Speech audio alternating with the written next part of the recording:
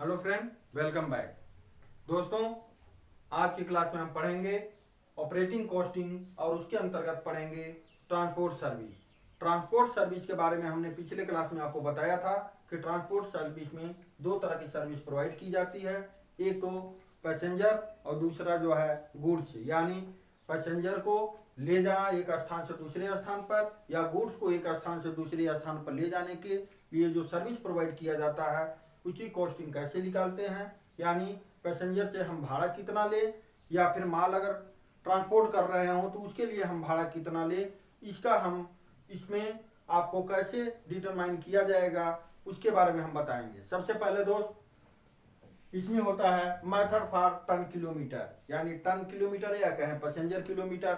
अगर हम माल ढो रहे हों, यानी कहें तो हम अगर कोई मटेरियल किसी दूसरे स्थान पर ट्रांसपोर्ट कर रहे हों तो उसका किराया कितना लें, इसके लिए दो मेथड डिफाइन किए गए हैं। एक है एब्सोल्यूट टन मेथड, दूसरा है कमर्शियल मेथड। दोनों का यूज हम कर सकते हैं। ट्रांसपोर्ट कंपनी किसी भी मेथड से अपना जो है फ्रेट डिफाइन कर सकती है। सबसे पहले हम आते हैं एब्सोल्यूट टन किलोमीटर या एब्सोल्यूट मेथड क्या है।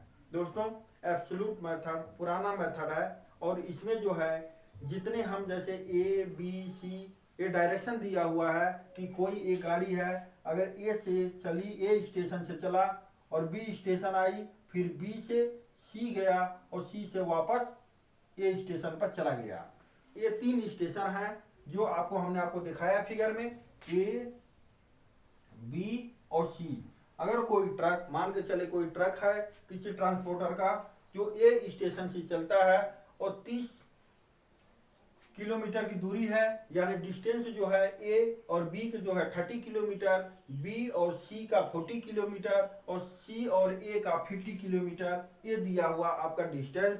साथ में ये भी दिया हुआ दोस्त कि कितने टन जो है मटेरियल लेके चला। अगर गाड़ी ए स्टेशन से चली और बी स्टेशन पर आने में उसने 3 टन का मटेरियल लाया, यानी 3 टन लाया, और इसके बाद बी स्टेशन से सी जाने में उसने 10 टन, जो कि 40 किलोमीटर का डिस्टेंस है, 10 टन मटेरियल लोड था उस गाड़ी में। और जब सी से ए को गया तो उसमें 5 टन मटेरियल 50 किलोमीटर रेट के 50 किलोमीटर डिस्टेंस और 5 टन मटेरियल लोड था। यानी दोस्तों, ये जो हमारा है एक डायग्राम है कि एक ट्रांसपोर्ट कैसे चला और कैसे वापस पहुंचा। अब इसमें हम कैसे डिफाइन करेंगे कि टन किलोमीटर जो होता है, क्योंकि जो हम फ्रेट लेते हैं और टन किलोमीटर के आधार पर ही लेते हैं, इसकी यूनिट होती है।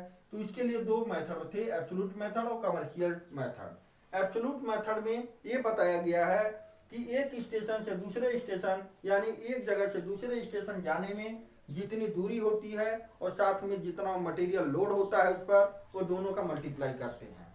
और ऐसे ही पूरे, मतलब ऐसे जैसे ए से बी हुआ, बी से सी और सी से वापस जब गाड़ी अपनी स्थान पर जहां से चली वहां पहुंची और उसके बीच क्या क्या उसके बीच ट्रांजेक्शन हुए वो सारे हम एक साथ ऐड करते हैं। यानी डिस्टेंस इनटू वेट, फिर प्लस किया हमने distance into weight plus distance into wait. ये कैलकुलेशन हमारा है, यानी डिस्टेंस कितनी है साथ में उसने कितना मटेरियल लोड किया है, वो दोनों का मल्टीप्लाई करेंगे और उसको आपस में पूरी एरिया का जोड़ देंगे।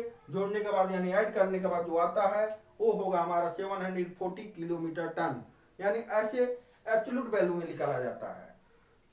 इसी तरह से दोस्तों दूसरा मेथड ये है कि commercial ton kilometre. Commercial ton kilometre में ये किया जाता है कि हमें वेटेड एवरेज निकालते हैं, यानी जो वेट होता है हमारा, जो मटेरियल लेकर जाया जाता है यानी ट्रांसपोर्ट में, उस मटेरियल को हम टोटल का टोटल जितनी मटेरियल उसने पूरे अपने एक चक्कर में ढोया है या जो भी हम कहें कि ले गया है, उसको हम पहले ऐड करते हैं और उसका एवरेज निकाल कर टोटल डिस्टेंस में मल्टीप्लाई कर देते हैं। यानी दोस्तों इसने ए से बी स्टेशन आने में 3 टन मटेरियल लिया, बी से सी में 10 टन मटेरियल,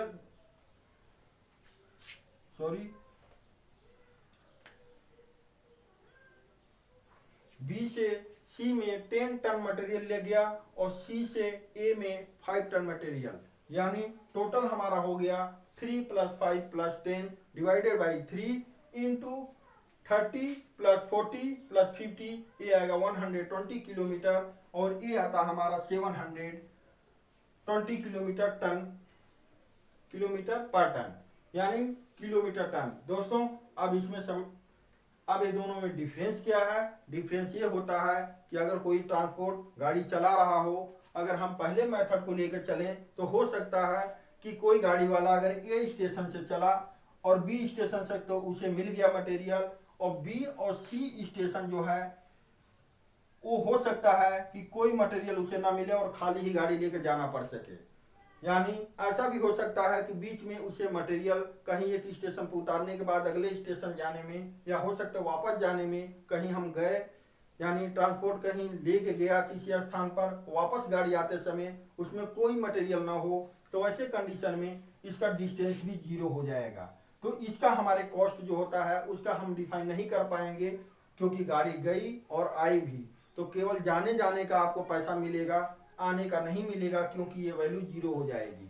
इसीलिए कमर्शियल मेथड का यूज किया जाता है, जिसमें आना जाना जो भी है यानी टोटल किलोमीटर लिया जाता है, साथ में वेट है वो एवरेज लिया जाता है। इसी ये होता है कि वेट तो चाहे गाड़ी पूरी एक जगह उतार दिया गया, पूरे खाली गाड़ी जा रही हो, यानी ये स्टेशन पर अगर लोड हो गया और पूरी जहां उसने उतारा उसके बाद अगर खाली भी गाड़ी जा रही हो, तो उस कंडीशन में भी ट्रांसपोर्टर को कोई लॉस नहीं होता, क्योंकि वो एवरेज मेथड से टोटल डिस्टेंस का रेट निकाल लेता है। यानी आज के मार्केट में कॉमर्शियल टन किलोमीटर यानी कॉमर्शियल मेथड का यूज किया जाता है टन किलोमीटर या पैसेंजर किलोमीटर डिफाइन करने के लिए। ये था दोस्तों कि कैसे हम डिफाइन करें कि टन किलोमीटर, यानी क्योंकि टन किलोमीटर हमारा यूनिट है, टन किलोमीटर या टन पैसेंजर, जिसको हमने पिछले क्लास में बताया था कि टन किलोमीटर का मतलब होता है कि 1 टन 1 किलोमीटर ले जाने में कितना खर्चा कॉस्ट आया है। तो इस मेथड से हम ये डिफाइन कर सकते हैं। इसके बाद आता है दोस्तों दूसरा step, daily log book. Log book क्या होता है?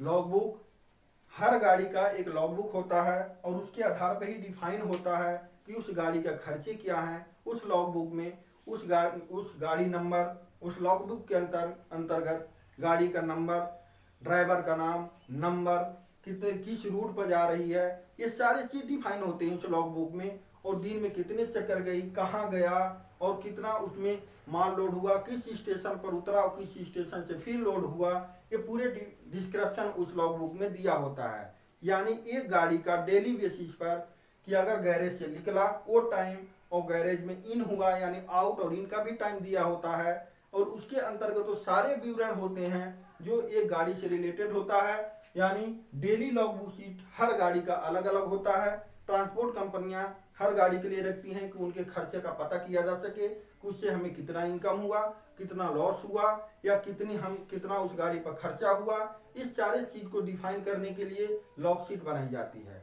हर गाड़ी का लॉग शीट अलग अलग होता है दोस्तों, और उसका एक फॉर्मेट भी होता है जो हम आपको बताएंगे आगे कि फॉर्मेटिंग क्या है। लेकिन फॉर्मेट में जो मेन होता है पार्ट, वो 3 पार्टों में बटा होता है। लॉग शीट जो होता है वो 3 पार्ट में बटा होता है, और उसी के आधार पर हम उसके कॉस्ट का डिफाइन करते हैं कि सबसे पहले किसी भी चीज का कॉस्ट निकालने के लिए उसका डाटा चाहिए कि उससे रिलेटेड कौन कौन से खर्चे हैं। जब तक आपको खर्चा ना मिलेगा आप कुछ भी कॉस्टिंग नहीं कर सकते, और कॉस्टिंग के लिए खर्चा बहुत जरूरी है, और खर्चा के लिए ट्रांसपोर्ट कंपनी में लॉग शीट का होना बहुत जरूरी है। ये दोस्तों अब बताते हैं आपको इसमें 3 पार्ट क्या है। सबसे पहला पार्ट आता है लॉग शीट में, जो हमें ये बताता है पहले पार्ट में जी दिया नेम ऑफ व्हीकल, व्हीकल का नाम क्या है, परचेज डेट यानी किस डेट को व्हीकल परचेज की गई वो डेट भी डिफाइन होता है, कंपनी नेम ऑफ परचेजर यानी जिस कंपनी से वो गाड़ी खरीदी गई थी उस कंपनी का नाम भी उसमें लिखा होता है, और परचेज प्राइस यानी कितनी की गाड़ी वो खरीदी गई उसका कॉस्ट वैल्यू यानी वो प्राइस लिखी होती है, कैपेसिटी या पैसेंजर और टन, इसका मतलब ये है कि उस गाड़ी पर जिसका हम कॉस्टिंग कर रहे हैं उसकी कैपेसिटी क्या है। अगर बस है तो 52 सीटर है, या फिर कितनी सीट की बस है वो हमें उसमें लिखा होता है, यानी लॉग बुक में ये भी डिफाइन होता है कि उसकी कैपेसिटी क्या है। बस है तो कितने पैसेंजर को ले जा सकती है मैक्सिमम, इसलिए भी डिफाइन होता है। अगर ट्रक है तो कितना टन मटेरियल उसमें हो सकता है, इसका उसमें विवरण दिया होता है। ये चीज़ें हमें वहाँ से मिलती है। इसके बाद रजिस्ट्रेशन नंबर होता है, रजिस्ट्रेशन नंबर गाड़ी का क्या है ये भी लॉग बुक के द्वारा हमें पता हो जाता है। और टैक्स, अगर हम road tax, vehicle tax, fitness tax, ये जितने टैक्स हैं वो टैक्स हम भरते हैं, उसका भी विवरण लॉग बुक में दी जाती है। इंश्योरेंस पॉलिसी नंबर, अगर व्हीकल का इंश्योरेंस होता है उस इंश्योरेंस का पॉलिसी क्या है, नंबर क्या है, उसका प्रीमियम कितना पेमेंट हुआ है, ये सारे चीज डिफाइन होते हैं। इसके बाद आता है लाइफ ऑफ व्हीकल, कितने साल, यानी हर चीज का एक लाइफ होता है, हर वस्तु की एक लाइफ होती है, तो उस गाड़ी का भी एक लाइफ होगा और वो लाइफ भी उसमें डिफाइन किया गया होगा। फिर डेप्रिसिएशन रेट या डेप्रिसिएशन कितना चार्ज किया जाएगा, इसके बारे में भी उस लॉग शीट में दिया होता है। यानी पहला पार्ट हमें मिलता है लॉग शीट से जो ये था। दूसरी चीजें हमें मिलती हैं पार्ट सेकेंड में ये होता है कि स्टाफ जो होते हैं, जो भी इसमें स्टाफ लगे होते हैं उनका क्या सैलरी है, कितनी वेजेज है, ये सारे चीज डिफाइन होते हैं। कौन कौन से स्टाफ हैं वो चीज दिया होता है। रेंट ऑफ गैरेज, यानी गैरेज अगर है, बाय द वे हमें गाड़ी के मेंटेनेंस के लिए ट्रांसपोर्ट कंपनियां जो है खुद का गैरेज रखती हैं, तो गैरेज जो होता है उसमें कितने खर्चे आते हैं, रेंट क्या देते हैं वो डिफाइन होता है। फिर मेंटेनेंस चार्ज से मतलब सर्विसिंग एंड क्लीनिंग, यानी गाड़ी पर अगर सर्विसिंग हो रही है तो कितना लगा और क्लीनिंग कितना लगा, ये भी हमें लॉग शीट में से मिल जाती है। इसके बाद आता है दोस्तों थर्ड पार्ट जो होता है वो होता है रनिंग चार्ज मोस्टली। तो रनिंग चार्ज में ये डिफाइन होता है कि पेट्रोल, ऑयल, गैस, डेप्रेस, मतलब ये जो है वो कितना यूज हुए, वो गाड़ी जैसे जितनी गाड़ी चलेगी उसी हिसाब से उसी रेट से ये बढ़ेंगे या घटेंगे। गाड़ी नहीं चलेगी तो पेट्रोल नहीं लगेगा, डीजल नहीं लगेगा, अगर चलेगी तो ऑयल, गैस, ये सब चीजें जो है बढ़ेंगी। उसी तरह से डेप्रिसिएशन होता है तो टायर और बैटरी का डेप्रिसिएशन भी होता है और वो भी इसमें डिफाइन होता है। इंश्योरेंस फॉर गुड्स, अगर माल गाड़ी हो तो माल ले जाने के लिए जो भी मटेरियल लेके जाती है उनका इंश्योरेंस होता है, तो उसका भी डिस्क्रिप्शन इसमें दिया होता है। और wages of driver and cleaner, अगर डेली बेसिस पर ड्राइवर और क्लीनर रखे जाते हैं तो उनका भी रेट जो है उसमें दिया होता है। तो दोस्तों ये होता है लॉग शीट, और लॉग शीट से ये चीज़ें हमें मिलती हैं जिसके आधार पर हम कॉस्टिंग करते हैं कि किसी ट्रांसपोर्ट कंपनी को किसी मटेरियल को ले जाने के लिए क्या किराया रखा जाए, और या पैसेंजर गाड़ी है तो कितना हम भाड़ा लें और किस दूरी के लिए क्या हम रेट डिफाइन करें। इसके लिए इस लॉग शीट की, इस सारे डाटा की हमें ज़रूरत होती है। इसी पर हम इस सारे डाटा के आधार पर ही हम डिफाइन करते हैं कि फ्रेट क्या होगा। दोस्तों आज की क्लास में इतना ही, और अगले क्लास में बताएंगे आपको कि ट्रांसपोर्ट कंपनी में किस तरह से एक चार्ट बनाई जाती है, कॉस्ट ऑफ स्टेटमेंट बनाया जाता है, जिसके आधार पर ये डिफाइन हो सके कि कॉस्टिंग कितनी होगी, फ्रेट कैसे निकालें। हमने फ्रेट के लिए डाटा बताया आपको कैसे इकट्ठा करते हैं और किलोमीटर कैसे निकालते हैं, ये आज की क्लास में बताया, और अगले क्लास में बताएंगे हम कि फ्रेट का कॉस्टिंग कैसे की जाती है। Thank you for cooperation. दोस्तों अगर वीडियो आपको पसंद आया हो तो सब्सक्राइब जरूर करिए, और अगर आप कर चुके हों तो किसी और से कराइए, जिससे हमारा जो ये वीडियो है वो सभी के पास पहुंच सके। जो हम आपको बता रहे हैं वो सभी लोगों के पास सही से पहुंच सके। Thank you for cooperation.